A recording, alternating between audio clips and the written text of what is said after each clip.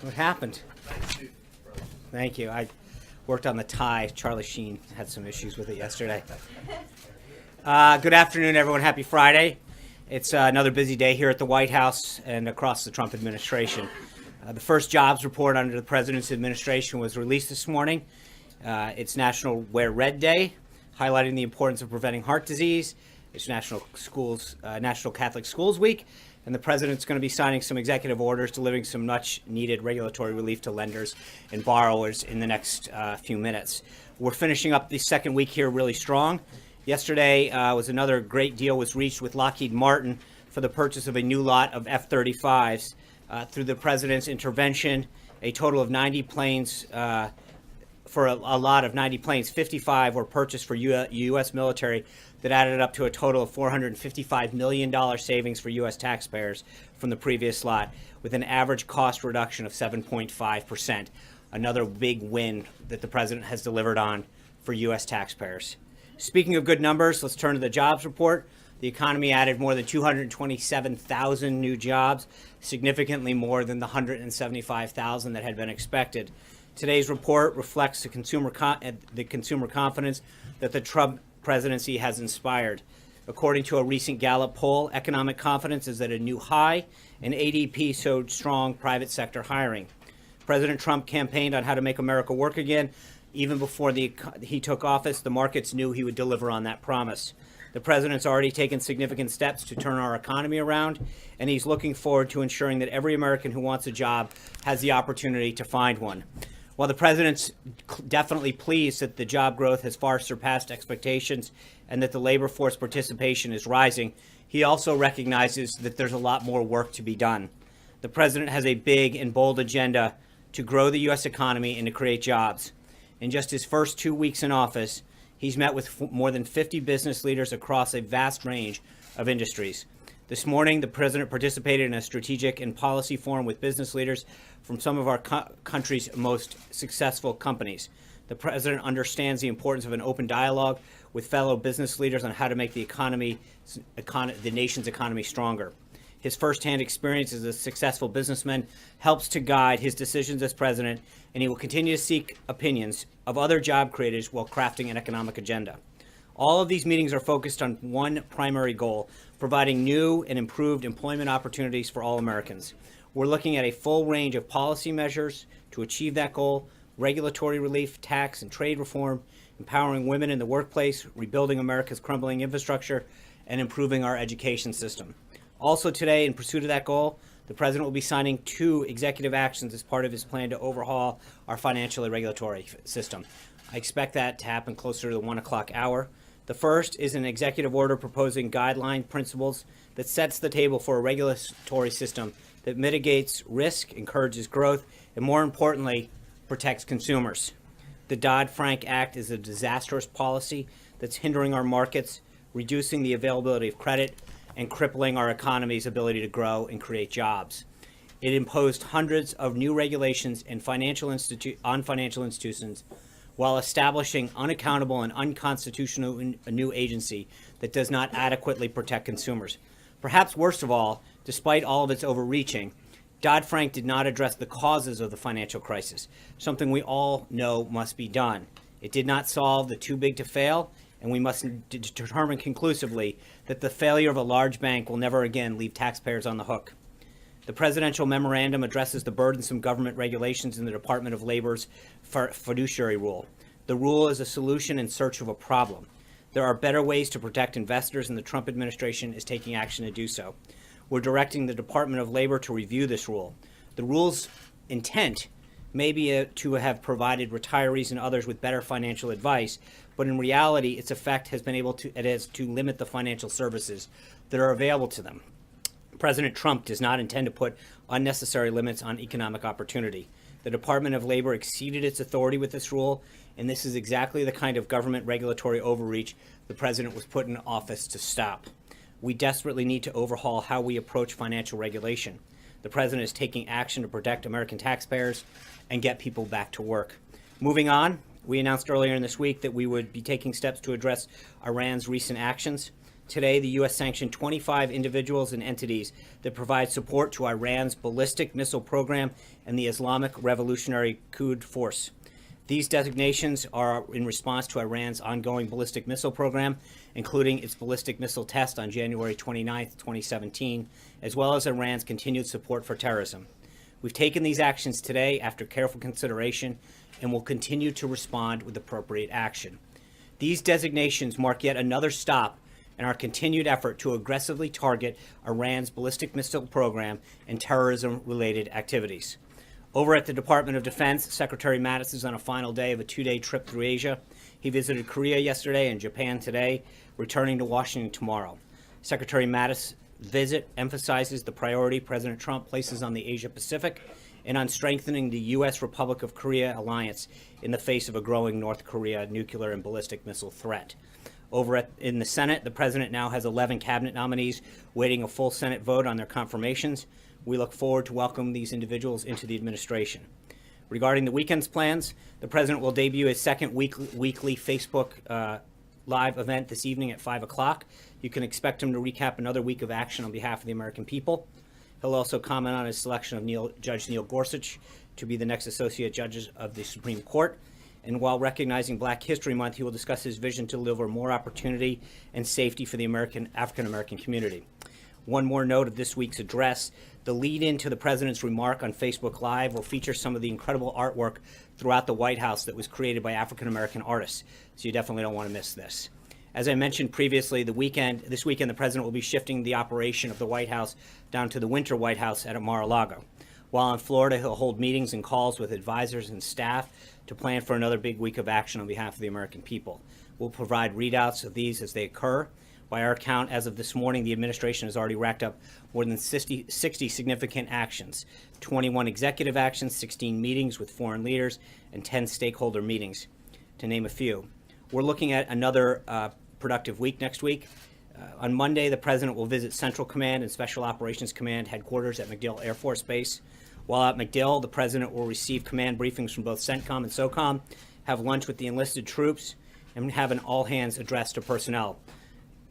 General Dunford and General Flynn will also be present for the meetings, and the President will return to Washington that evening. With that, I'm going to go to my first Skype question seat, Jackie Nesbrawl from NBC6 in South Florida. Jackie. Good afternoon. On behalf of the viewers of South Florida, thanks so much for this opportunity. You know, a lot of focus on foreign affairs this week and new sanctions announced today against Iran. And of course, Miami, as you know, is home to the largest Cuban-American community in the country. And during the campaign, President Trump talked about his discontent with the warming of U.S.-Cuba relations implemented by President Obama. And in the last days of his administration, he ended the wet foot, dry foot policy, leaving thousands of Cubans in limbo. So my question is twofold. A, has there been any contact between your administration and the Cuban government? And B, are there any plans to change the current policy right now? Thanks, Jackie. We are in the midst of a full review of all U.S. policies towards Cuba. The President is committed to an agenda of ensuring human rights for all citizens throughout the world. And as we review those policies in Cuba, that will be forefront in their policy discussions, but there's nothing that we have on that front at this point. Francesca Chambers. Today, the United States put new sanctions on Iran. Previously this morning, the President had said that they were playing with fire. You said that appropriate actions would continue to be taken. Is this the full extent of the punishing actions that we're seeing right now? And are military options still on the table in response to the administration saying that all options are on the table? Thanks for the question. I think one of the things that the President has said throughout the campaign during the transition and since becoming president is that he doesn't like to telegraph his options. That's how he believes that you can have a much greater successful option. So I'm not going to go into the full extent. I think today's sanctions really represent a very, very strong stand against the actions that Iran has been taking and make it very clear that the deal that they struck previously was not in the best interest of this country, and that President Trump is going to do everything he can to make sure that Iran has stayed in check. So it is possible that there are more actions coming, though. I would never rule anything off the table. I think the President's made it clear throughout his time that that's what's going to happen.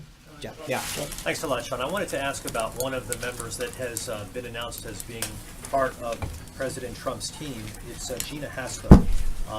Senator Ron Wyden has written to the president saying that her background makes her unsuitable to be the CIA deputy director. And what he was specifically referencing was her role in the enhanced interrogation program that the CIA had during the course of the Bush administration. Do you believe that this background is a disqualifier for that position? I think she has had an unbelievably distinguished career as a covert operative. She basically gave up that to come out and serve in this role at the request of Director Pompeo. And I think she has been a very, very distinguished servant to the American people and is highly qualified for that position. Next, I'm going to go to Jock McKelvin over at from WMUR in New Hampshire. Josh. Hey, Sean. Sean, thanks for taking the question. I know you're looking forward to the Patriots coming down in a couple of months. A lot of people up here are hoping that happens as well. Getting to business, though, for more than 2 years, the #1 public health and safety threat facing the state is the heroin and opioid crisis. During the campaign, the president promised to be swift and aggressive when it came to this problem, stopping the flow of drugs coming across the border. Increasingly, though, the problem lies in synthetic fentanyl that's being cooked up in labs in the Northeast. What is the administration doing on that front, as well as the treatment aspect of addiction? And secondly, if I may, with the understanding it is a state issue, New Hampshire is poised to become a right-to-work state, but the vote is expected to be close. Given the administration's favorable view of right-to-work, is it actively engaged in that effort? And if not, what is the general message from the White House? Thanks, Josh. First, on the opioid crisis, that is a major problem for not just New Hampshire, but for so many states across the country. I think one of the things beyond the health issue is to make sure that we're looking at border issues. And the flow of heroin through our southern border is something that the president obviously takes. That's part of his whole strong immigration stance, strong border security. Having that wall built, having additional assets on the southern border will go a long way to stem the flow of illegal drugs into the country from our southern border up through the states.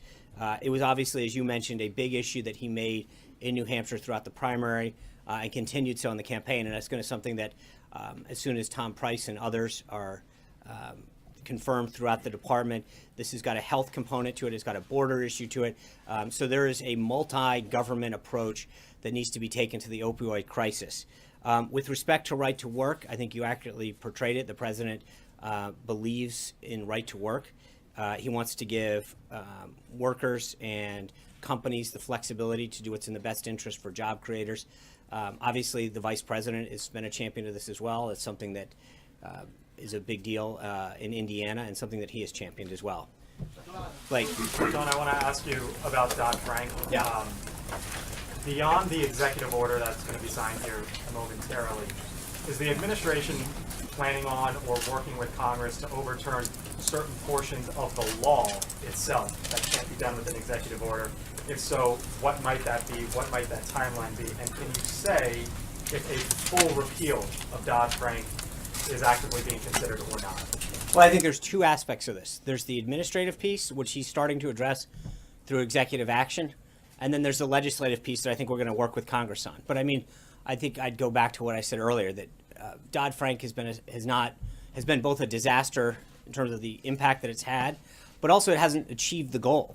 And I think that there's no question that the president talked about this extensively, the impact that it's had, and it's not an either or. It's frankly just not doing what it set out to do. And so I think we're going to continue not just to act through administrative action, but through working with Congress and figure out a legislative fix. Major Garrett. Sean, the meeting with the Australian ambassador here yesterday was Chief of Staff Priebus and Steve Bannon. Can you describe what that meeting was about, and did the administration make a commitment, which we heard from the State Department yesterday, that in fact all of those subject to the Obama administration agreement are still possible refugee resettlers, just with extreme vetting or some sort of process? What was communicated? And on the Iran sanctions, Adam Zubin is the acting Treasury Secretary. He was, of course, in charge of sanctions at the Treasury Department before. Oftentimes, these are a long time in development. Were these sanctions something that were kind of on his desk or had been identified, and that's what made them so, if not easy, available to enact so rapidly? Yeah, I think those are. I think you correctly pointed out. I mean, he served in the last administration. These kind of sanctions don't happen quickly, but I think the timing of them was clearly in reaction to what we've seen over the last couple of days.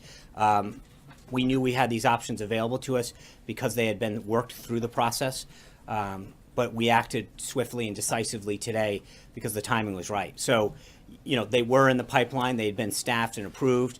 And the president made the decision that now was the time to do it based on recent action. And I'm sorry. And on the look, Chief of Staff Priebus and Chief Strategist Bannon did meet with the Prime Minister yesterday. I think they had a very productive. The ambassador. Thank you. Appreciate the correction. They did have a very productive and candid conversation. We have a tremendous amount of respect for the people of Australia, for Prime Minister Trumbull, and it was a follow-up on the call. But we're going to continue to work through this.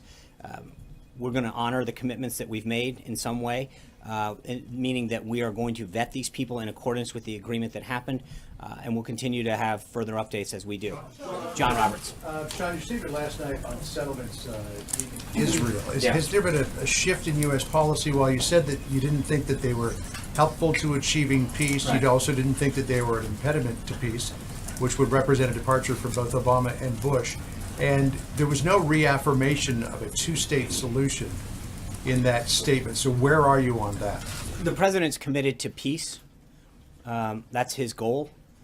And I think when the president and Prime Minister Netanyahu meet here on the 15th, that will obviously be the topic on that. At the end of the day, the goal is peace. And I think that's what you have to keep in mind. I think that is going to be a subject that they discuss when they meet on the 15th. And that's as far as I want to go on that.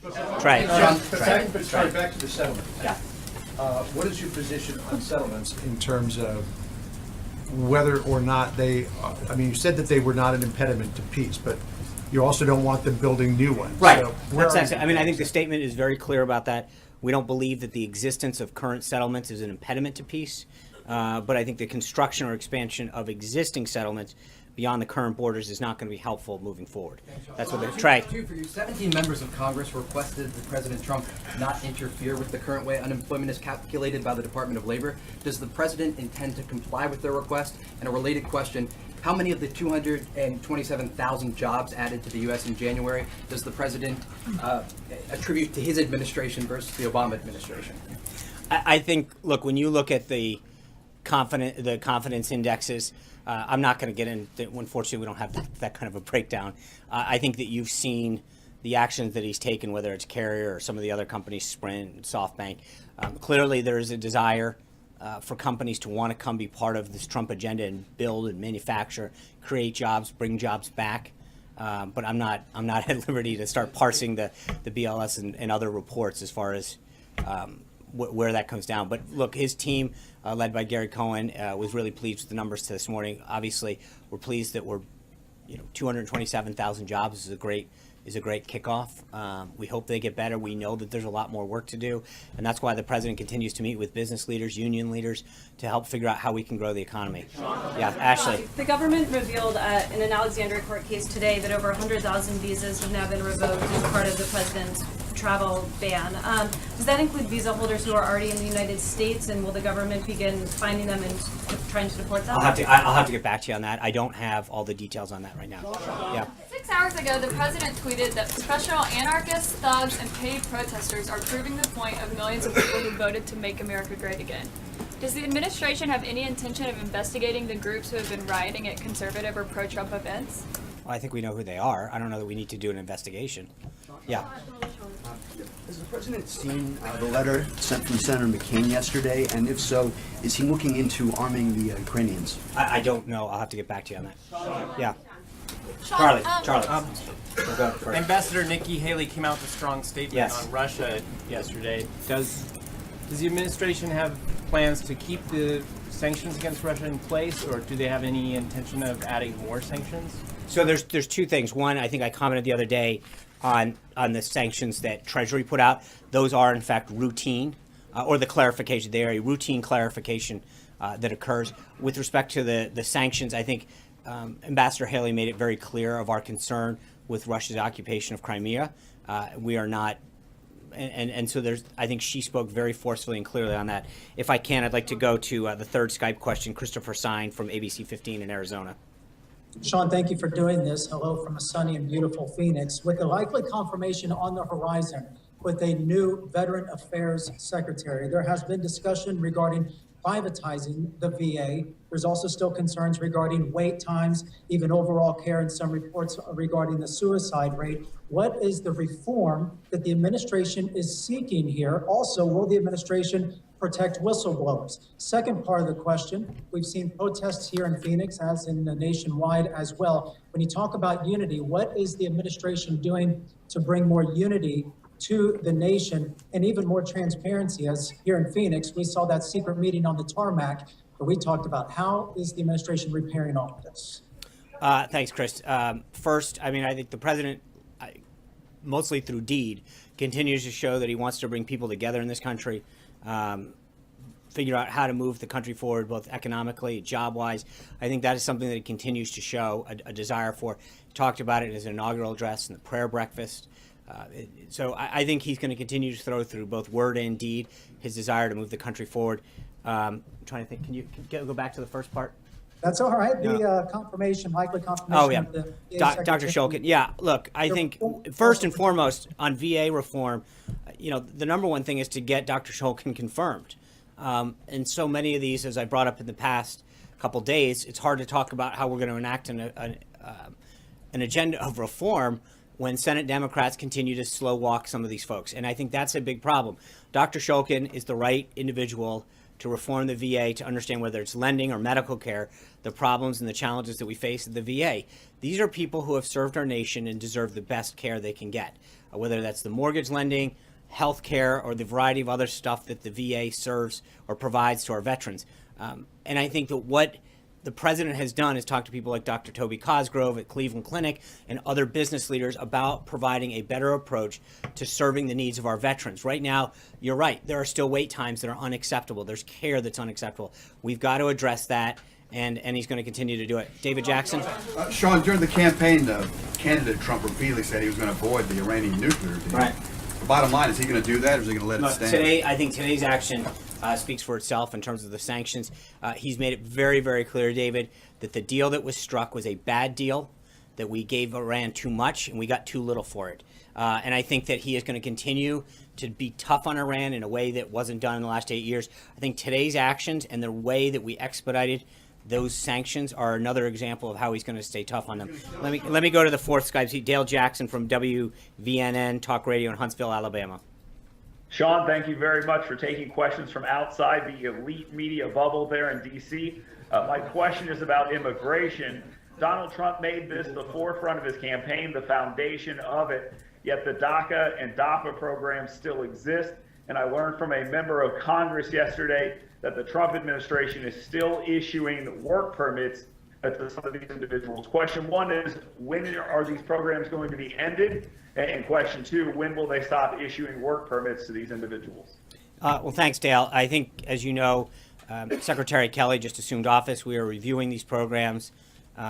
We've made it very clear that we'll have further updates on immigration, both with regard to DACA and DAPA.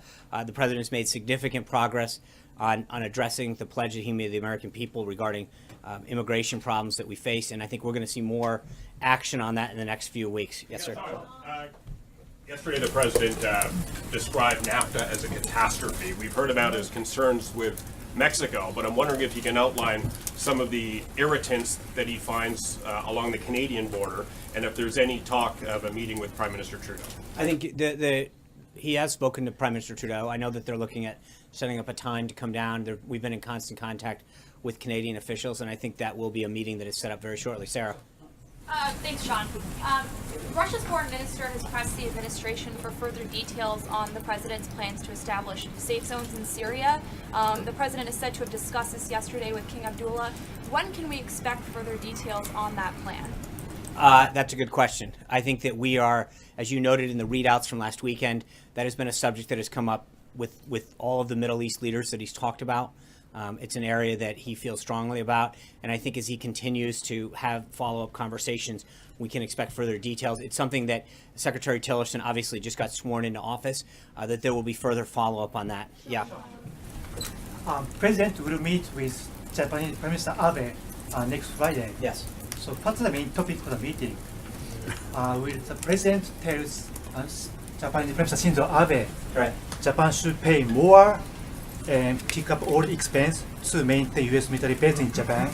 Right. I think there's going to be a lot of both trade and national security. I think as we get closer to that meeting, I'll have further information on it. But right now, as you can imagine, both there's an economic aspect to this, and then there's a national security aspect to this in terms of Glenn.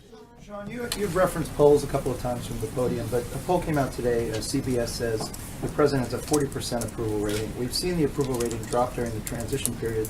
He talked about polls a great deal during the campaign. A, what do you think that says about the way the American people are looking at these actions that he's taking? And B, what do you think it says about his pledge to unite the country on the eve of his election? I think there's also a Rasmussen poll that showed he had a 51% approval rating. You had an Ipsos Reuters poll the other day that showed, and again, I don't have it handy, but a majority of people, approve. Hold on, I understand that, and I think that as the president's policies continue to get enacted, for all the hysteria regarding his efforts to protect the country on those 7 countries where we didn't have the proper vetting in place to ensure that the American people were safe. What we did have was a very high response from the American people in support of that. His policies continue to do it. The president understands this is a marathon, not a sprint. As he continues to get people back to work, protect this country, I think the poll numbers will act in accord. Jeff. Sean, you mentioned the Consumer Financial Protection Bureau. Does the administration intend to keep Richard Cordray as the head of that agency? I don't have a staff announcement on the CBFPB right now, but we'll see where we go. You criticize the Bureau broadly, but you want to see it stay in place. I think we'll have further updates on that. That's an area that we need to work with Congress on. April. Okay, Sean, 2 things. One, you said something about President Trump talking on the Facebook Live, whatever he was doing, the address, that he was going to talk about Black History Month and issues pertaining to the African American community. When you first came, a couple days into the administration, I asked you about the agenda, the Black agenda that he had possibly formulated or was formulating as he came out maybe the day before with the issue of Chicago, or the day after, something around that time. Chicago and sending the feds in if it doesn't change. Has he now formulated a plan to deal with the Black community, not just with issues of law and order? What is that? I mean, he had a meeting with African American leaders the other day in the Roosevelt Room. I think part of this is, to your point, isn't just law and order. It's jobs, it's education, it's healthcare, small business lending. There's a lot that goes along with that agenda, and I think part of these business meetings that you have are about hiring and small business and job creation. All of those issues, I think, are at the forefront of small business or that community. So it's not just a single thing. I think that there's a lot, whether it's crime and law and order, and education, healthcare, small business, job creation, that impacts that entire segment of the population, that whether they're living in a rural part of the country or an inner city, and I think that's what he's really focused on right now. I'm not finished. He's not formulating. He's now formulating the agenda. Absolutely. Okay. So the second question, CBE. What's on the table for that? We're not getting. I have nothing to announce on that right now. But I know you have nothing to announce. But people are concerned. I understand people. I understand. We've heard a lot of rumors about what may or may not. When we have something to announce on that, we will do it. But I don't think it should be any surprise that the president, when it comes to rooting out radical Islamic terrorism, which is what that initially was supposed to be focused on, he is going to make sure that that is a major focus of his keeping this country safe.